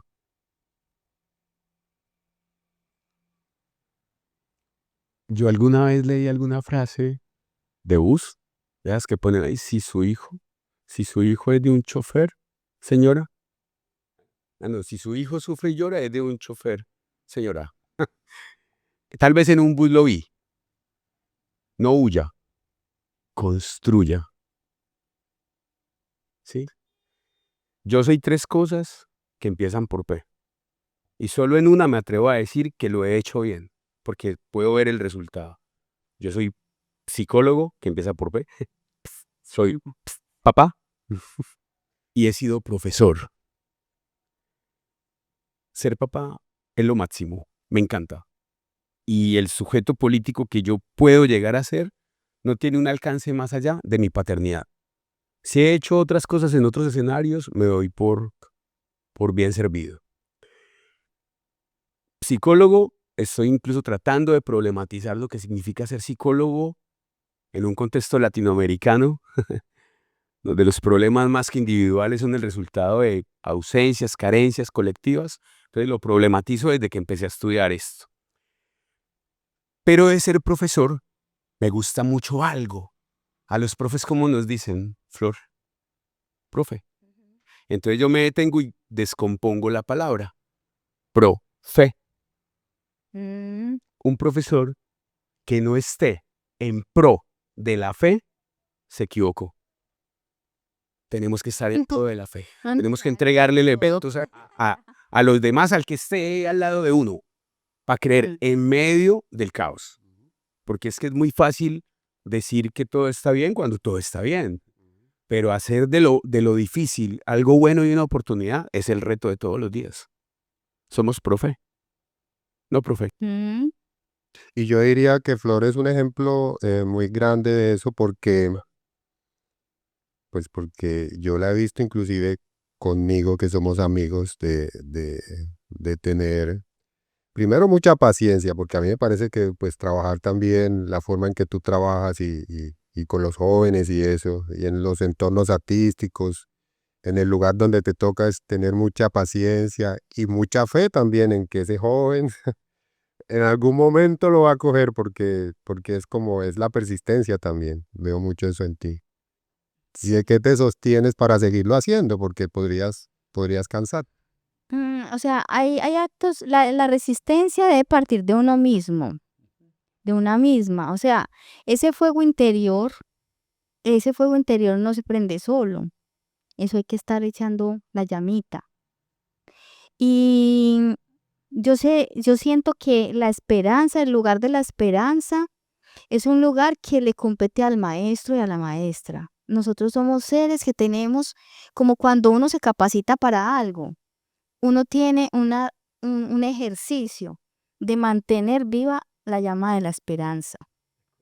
Y mantener viva la llama de la esperanza tiene que partir de la esencia de uno mismo, de uno sentirse bien consigo mismo, alimentarse de lo que a uno lo hace sentir bien.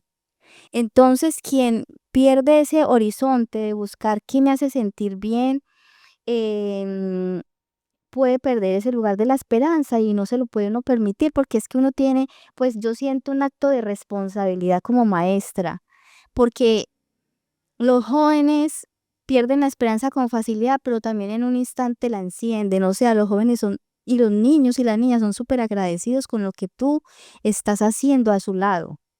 Eso es falso de que a ellos no les interesa nada, que no les importa nada, eso es falso. Es falso de que están desentendidos, aburridos y desesperanzados. Yo diría que son instantes porque no hay unos alicientes que somos muchas personas, o sea, todos aportamos un poquito. Entonces, en el caso mío, si yo necesitaba danzar, hay que danzar para poder conservarla. Si necesitaba viajar, hay que viajar. ¿Qué necesitas tú para no perder esa llama? Porque tienes una responsabilidad grande. Yo lo miro muy adultamente desde el lugar de la responsabilidad, pero yo creo que uno también tiene que ser responsable de su propia esperanza. Bueno, muchísimas gracias. Yo creo que hubiésemos podido seguir hablando aquí durante más tiempo, pero bueno, pues el tiempo en televisión, dirían en mi tierra, es corto. Este podcast va a quedar un poco largo, pero yo sé que Creo que pueden haber cortes, ¿cierto? la gente que lo escuche, pues se lo va a ir, En la que tomamos mucha cerveza. se lo va a disfrutar. Muchísimas gracias Chévere. a todas las personas. Muchas gracias a ti por la invitación, Henry. Además, este proyecto de ustedes son proyectos de esperanza. A pesar de que uno hable de cosas, ay, no, esto no va a cambiar. No, en serio que la vida cambia muy poquito. Ay, pero no pasa muy bueno. Yo también los quiero felicitar. Me parece increíble este formato y que se ha hecho acá en casa, en el territorio de Coclé lo máximo. Yo amo Apartado, por supuesto, nací allá, pero yo ya no me quiero ir de acá. Bueno, Bueno, Los felicito. muchas gracias a todos los que nos escucharon, a todos los que Llegaron hasta este momento. llegaron hasta este momento. Como dicen por ahí, si llegaste hasta este momento, dale like y síganos. No olviden activar la campanita y será hasta una próxima ocasión. Chao. chao. Vive, vive.